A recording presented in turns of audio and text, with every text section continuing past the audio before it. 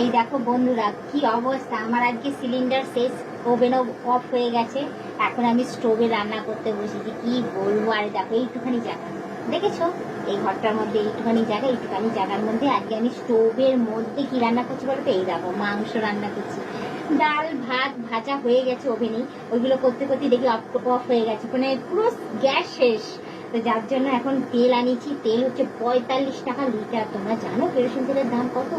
বাবা। তো যাই হোক, আমি কেরোসিন তেল 500 নিয়ে এসে স্টোভের মধ্যে দিয়ে ঢেলেই এখন মাংসটা রান্না করে ফেলি। এই একটা রান্নাই বাকি রয়েছে, কবে যে সিলিন্ডার আসবে আর কবে থেকে যে আমি আবার সিলিন্ডারে রান্না করা দেবো কোনো ঠিক নেই। এইভাবেই চলে আমার, জানো তো, আমার সিঙ্গেল সিলিন্ডার তো আমার এইভাবেই চলে। তো কিছু করার নেই, এখন আমি আমার রান্না কমপ্লিট করি।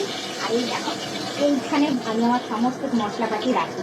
মশলাটা বের করতেই ভুলে গেছি, তেজপাতাটা ফোড়ন দিয়েছি, এই এখন এই জিরেটা দেবো, ব্যাস হয়ে যাবে। তো যাই হোক, আমি আমার এদিকে রান্না করতে থাকি। তোমরা তো রান্না ভালোই জানো, তোমরা রান্না বান্না কি বলবো রেসিপি, যে এই দিয়ে রান্না করছি, ওই দিয়ে রান্না করছি। তো মুরগির মাংস তো সবাই রান্না বান্না করতেই পারে, আমার থেকে বেটার রান্না করতে পারে বলবো। আর আমি তো টুকিটাকি যে রান্না বান্না করি ব্যাস। আর এদিকে দেখো রান্না বান্না করছি, আমি ভাবছিলাম যে তোমার দাদার ওপর রাগ করবো, কিন্তু রাগ করে কি করবো বলো? তোমার দাদাকে মানে তোমার দাদাও জানতো না আর আমিও জানতাম না, জানো তো।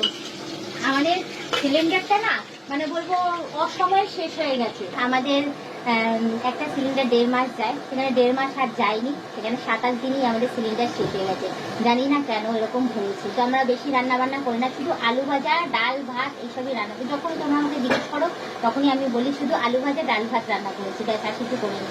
একদিন হয়তো মাংস রান্না করলাম, একদিন মাছ রান্না করলাম, এরকমভাবেই আমাদের রান্না বান্না হয়। 27 দিনে কীভাবে সিলিন্ডার শেষ হয়ে যায় আমি বুঝি না। তো এটি অবশ্যই তোমরা আমাকে কমেন্টে জানিয়ে দিও তো, যে সিলিন্ডারের মধ্যে কোনো সমস্যা না আমি বেশি রান্না করে ফেলেছি। এই তো রান্না করি, আর টিফিন সেরকম কিছু রান্না হয় না সন্ধ্যেবেলায়, বেশিরভাগটাই হয়তো বাইরে থেকেই খাওয়া দাওয়া হয়।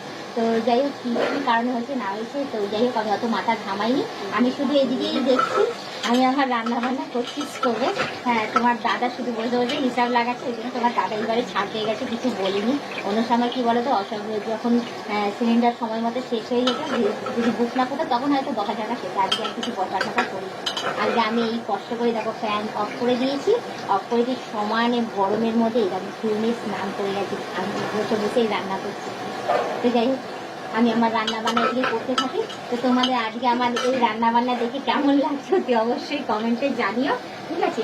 এদিকে আমার এদিকে আলু ভাজা হয়ে গেছে, বেশ ভালোই হয়েছে। হ্যাঁ বলবো, গ্যাসের রান্নার থেকে স্টোভের রান্নাটা তাড়াতাড়ি হচ্ছে। সঙ্গে সঙ্গে আমার আলু ভাজা হয়ে গিয়ে লাল হয়ে গেছে। আমি এদিকে আমার মশলাপাতি দিয়ে রান্না বান্না কমপ্লিট করে নিই। তো আজকের ব্লগ ভিডিওটা আমি এখানেই শেষ করছি। আবার অন্যদিন অন্য কোনো সময় ব্লগ ভিডিও নিয়ে হাজির হতে পারি। তো টাটা বাই বাই, সুস্থ থেকে এভাবে আমাকে দেখতে থাকো, আমার পাশে থেকে আমাকে প্রতি পরিমাণে সাপোর্ট করে এগিয়ে নিয়ে যাও।